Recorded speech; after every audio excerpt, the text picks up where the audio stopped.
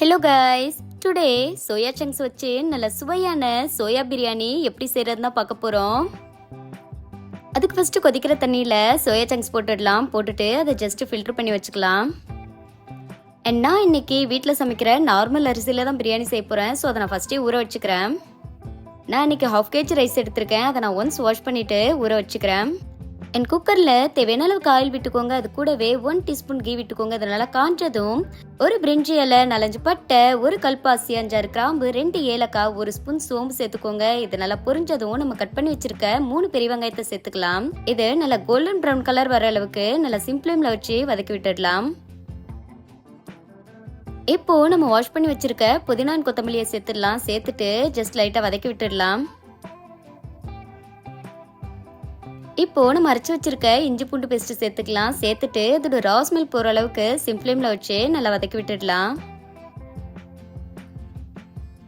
இஞ்சி பூண்டு பேஸ்ட் நல்லா வதங்கிருச்சு. இப்போ நம்ம கட் பண்ணி வச்சிருக்க 2 பெரிய தக்காளியை சேர்த்துக்கலாம். சேர்த்துட்டு இதை ஜஸ்ட் ஒரு 1 மினிட்க்கு வதக்கி விட்டுடலாம்.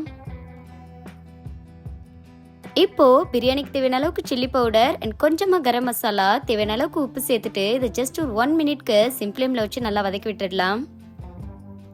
அண்ட் கொஞ்சமாக கர்ட் சேர்த்து இதை லைட்டாக மிக்ஸ் பண்ணி விட்டுருங்க. இப்போது நம்ம எடுத்து வச்சிருக்க சோயா சங்க்ஸ் இதில் ஆட் பண்ணிடலாம். ஆட் பண்ணிவிட்டு ஜஸ்ட் இது ஒரு 1 மினிட்க்கு ஹை ஃப்ளேமில் வேக விட்டுருங்க. இப்போது நம்ம தண்ணி சேர்த்துக்கலாம். நான் 1 கிளாஸ் அரிசிக்கு 2 கிளாஸ் கணக்கு பண்ணி சேர்த்துருக்கேன்.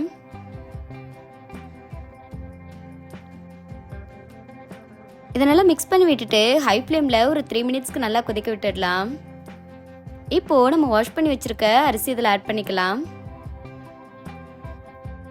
ஆட் பண்ணிட்டு இதை லைட்டாக மிக்ஸ் பண்ணி விட்டுடுங்க. மிக்ஸ் பண்ணி விட்டுட்டு குக்கரை க்ளோஸ் பண்ணிட்டு ஹை ஃப்ளேமில் கொதிக்க விட்டுருங்க. இடையில ஓப்பன் பண்ணிட்டு இதை நல்லா அடி பிடிச்சிடாம கிண்டி விட்டுருங்க.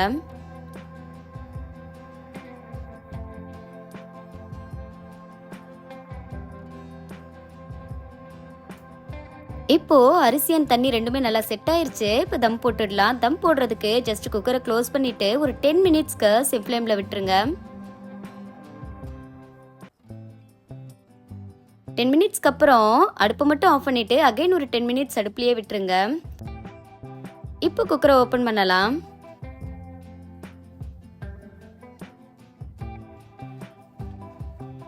இது ரைஸ்லாம் உடைஞ்சிடாம லைட்டா அதை மிக்ஸ் பண்ணி விட்டுருங்க.